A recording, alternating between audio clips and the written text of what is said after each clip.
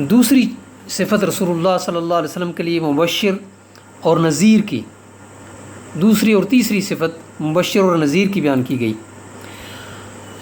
یہ دونوں صفات ہیں لیکن دونوں مل کے دراصل ایک ہی صفت بنتی ہیں، اور وہ یہ ہے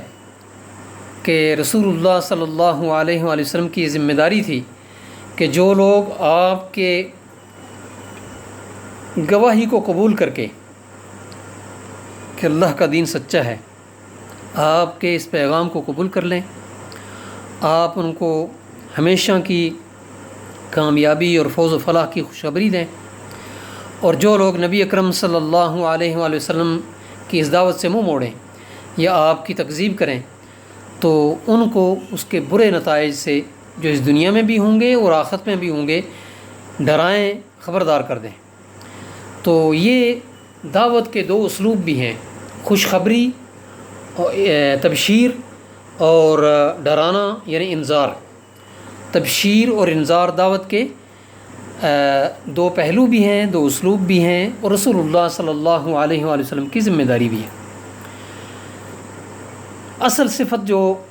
اس آیت میں نبی اکرم صلی اللہ علیہ وآلہ وسلم کے لیے بیان کی گئی ہے وہ ہے داعی الی اللہ، لوگوں کو اللہ کی طرف بلانے والا، اللہ کے اذن اور حکم سے۔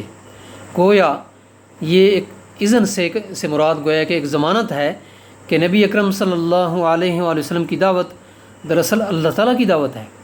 اور الی اللہ کی وصف ایک امتیازی قید ہے کہ آپ کی دعوت کسی قبیلے کی طرف نہیں،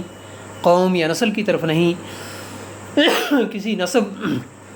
یا وطن کی طرف نہیں، زبان یا مسلک اور فرقہ کی طرف نہیں، کسی شخصیت کی طرف نہیں، بلکہ الی اللہ ہے۔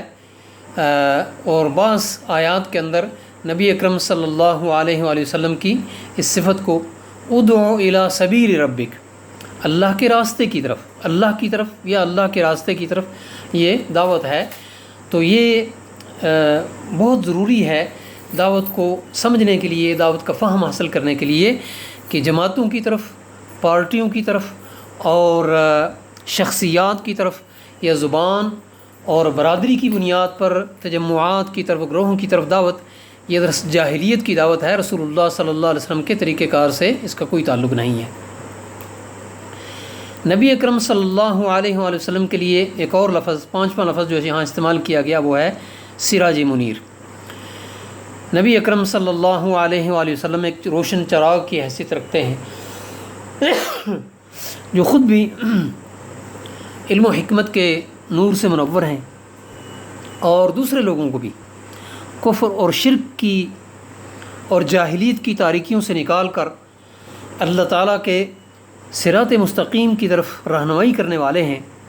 تو یہ گویا کہ روشن چراغ ہیں جو اندھیروں میں روشنی کر کے لوگوں کو روشنی کی طرف لاتے ہیں۔ اسی لیے